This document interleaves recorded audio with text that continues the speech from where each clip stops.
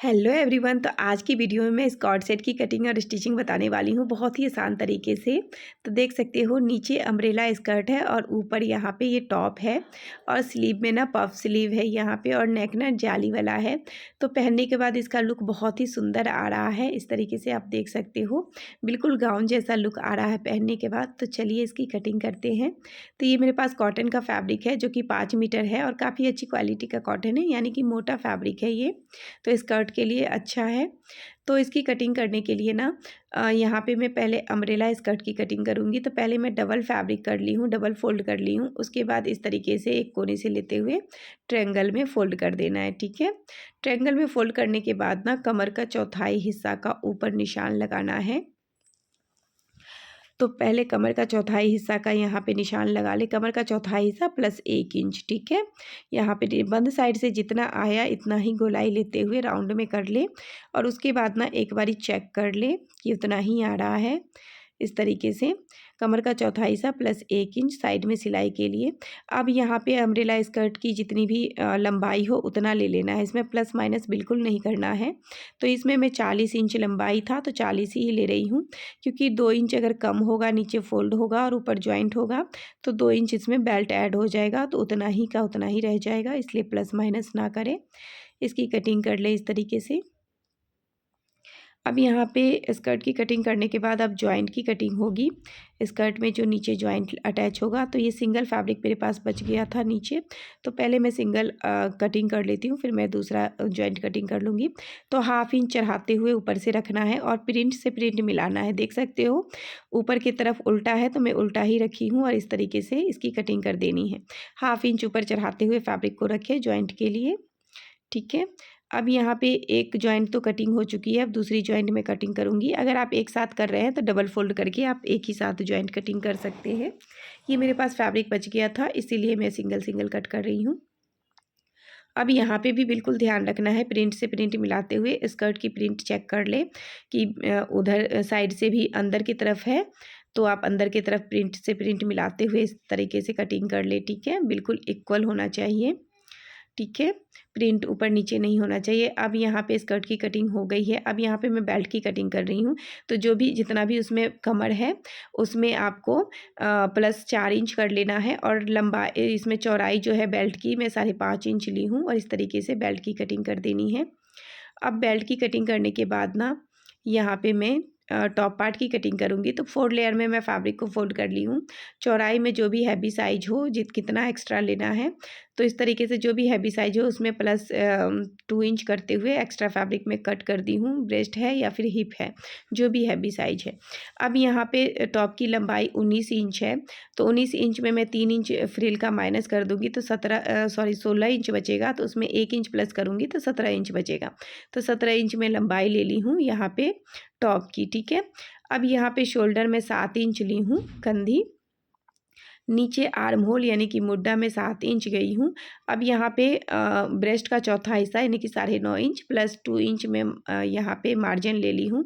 अब नीचे ना हिप का चौथा हिस्सा प्लस 2 इंच में मार्जिन ले लूँगी और इस तरीके से निशान अब यहाँ पे कॉर्नर से 1.25 इंच पे निशान लगा देना है। फ्रंट आर्म होल के लिए 1 इंच अंदर जाते हुए तिरछी निशान लगाते हुए कॉर्नर से 1.25 इंच का निशान लगा देना है। अब बैक आर्म होल के हिसाब से कटिंग कर लेनी है पहले तो, उसके बाद फ्रंट और बैक को अलग करना है। इस तरीके से फ्रंट बैक अलग करेंगे, उसके बाद यहाँ पे फ्रंट आर्म होल की छटाई कर देनी है बैक पार्ट को हटाने के बाद। अब यहाँ पे टॉप की कटिंग हो गई है। टॉप की कटिंग करने के बाद वो नीचे फ्रिल की मैं कटिंग करूँगी। तो फ्रिल जितना भी वहाँ पे नीचे कमर का हिस्सा आ रहा है उसका आप डबल ले लें। अगर बहुत ज़्यादा फ्रिल चाहिए तो आप तिगुना फैब्रिक ले सकते हैं, ठीक है। लंबाई में यहाँ पे फ्रिल की 3 इंच है तो उसमें 2 इंच में प्लस करके लूँगी, क्योंकि नीचे 1.5 इंच फोल्ड होगा, ऊपर हाफ इंच जॉइंट होगा, ठीक है। अब इसकी मैं कटिंग कर लूँगी। तो इस तरीके से यहाँ पे मैं डबल कट करके रख ली हूँ फ्रंट और बैक दोनों के लिए, ठीक है। अब यहाँ पे जॉइंट की कटिंग हो गई है। अब यहाँ पे जॉइंट की कटिंग करने के बाद ना अब मेरे पास ये फैब्रिक बचा है जिसमें मैं स्लीव की कटिंग करूँगी। तो यहाँ पे फैब्रिक को पहले 4 लेयर में फोल्ड करना है। तो यहाँ पे मैं चेक कर रही थी ना कम ज़्यादा कम आ रहा था, इस वजह से मैं चेक कर रही थी। इस तरीके से 4 लेयर में फ़ोल्ड कर लेना है। 4 लेयर में फ़ोल्ड करने के बाद ना लंबाई लेनी है। तो इस तरीके से लंबाई पहले आपको लंबाई में ना 3 इंच जो पट्टी लगेगी वो माइनस कर देना है और 1 इंच प्लस कर देना है, ठीक है। तो यहाँ पे मैं 10 इंच के करीब लंबाई ले रही हूँ। 9 से 10 इंच आप लंबाई ले सकते हैं, ठीक है।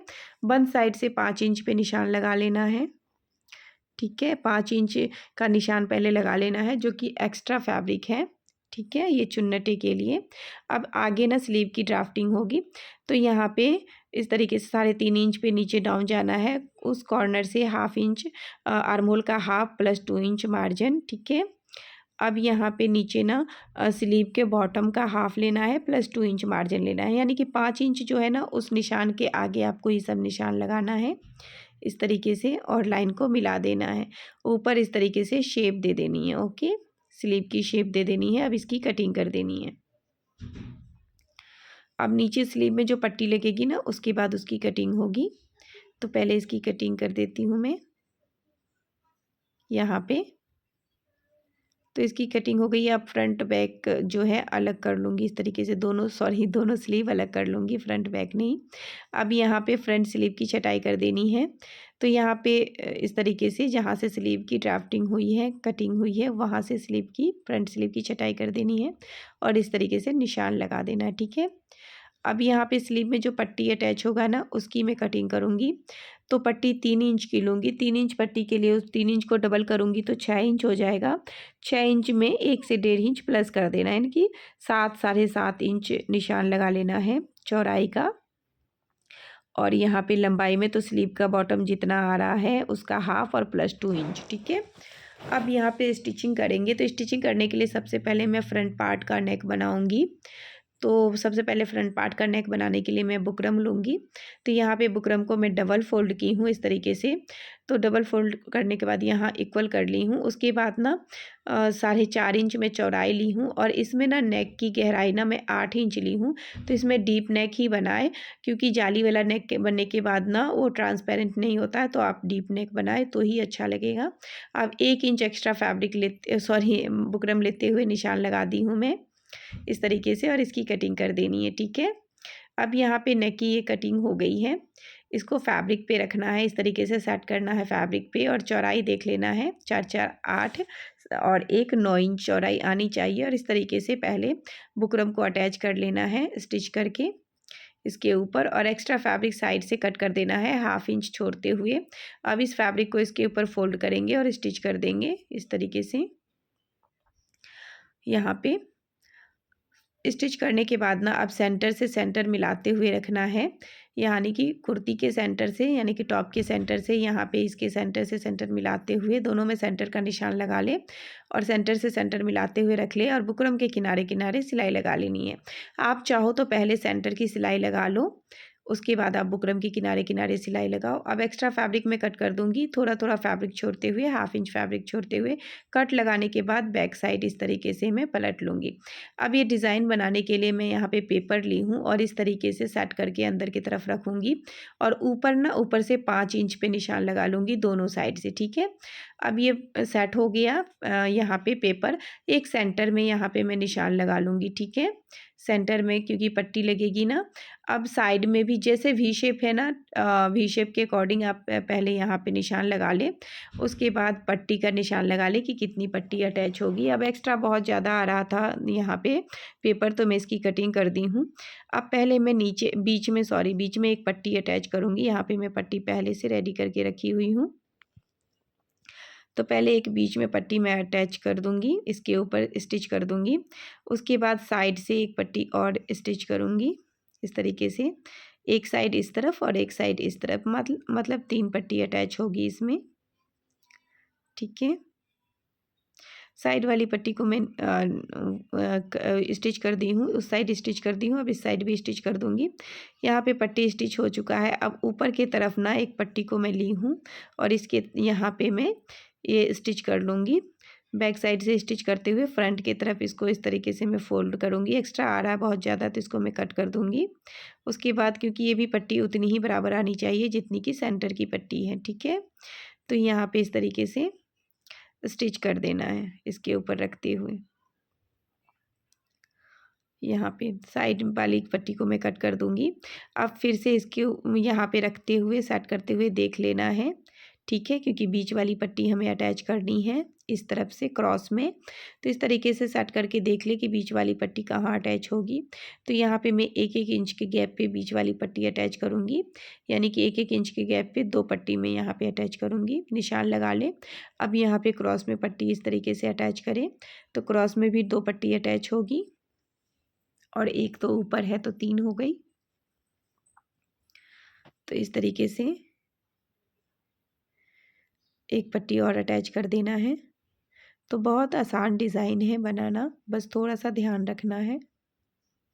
अब यहाँ पे पट्टी को इसके ऊपर इस तरीके से फिर से सेट करके करते हुए रखना है, यहाँ पे अटैच करने के लिए। आप चाहो तो यहाँ पे पिन से पहले अटैच कर ले, चाहे तो कच्चा कर लो, कच्ची सिलाई पहले लगा लो, उसके बाद आप मशीन पे स्टिच करो। इस तरीके से ऊपर से स्टिच करते हुए आना है, टॉप स्टिच लगाना है और यहाँ पे स्टिच कर देना है। तो मैं गैप का देख रही थी नाप के कि गैप इक्वल होना चाहिए दोनों साइड, और इस तरीके से स्टिच कर लें आप। स्टिच करने के बाद ना यहाँ पे पेपर जो है इसको अब हटा देना है। तो यहाँ पे जाली वाला ये डिज़ाइन बन जाएगा, बहुत ही सुंदर लगता है ये जाली वाला डिज़ाइन। एक्स्ट्रा पट्टी आ रही है साइड से तो मैं कट कर दी हूँ अंदर की तरफ। ये देख सकते हो जाली वाला डिज़ाइन बन गया है। अब बैक नेक बनाएंगे, तो बैक नेक सिंपल है। डबल फैब्रिक सॉरी बुकरम को डबल की हूँ मैं। चौड़ाई में मैं 4.5 इंच और गहराई में 4 इंच नेक ली हूँ और इस तरीके से शेप दे देना है, बिल्कुल राउंड बोट नेक टाइप का शेप दे देना है और फैब्रिक पे इस तरीके से रखना है जैसे फ्रंट नेक बनाई हूँ ना, ठीक उसी तरीके से बैक नेक को बनाना है यहाँ बुकरम वाला। और इसके ऊपर फैब्रिक को फोल्ड कर देना है, फिर अटैच कर देना है इस तरीके से। एक्स्ट्रा फैब्रिक कट कर देना है। यहाँ पे अब ये हो गया है, ठीक है। अब यहाँ पे शोल्डर अटैच करना है, तो इस तरीके से बैक पार्ट के बुकरम वाला पार्ट है उसको बाहर की तरफ में रखी हूँ और फ्रंट वाला इस तरीके से रखते हुए शोल्डर अटैच कर देना है।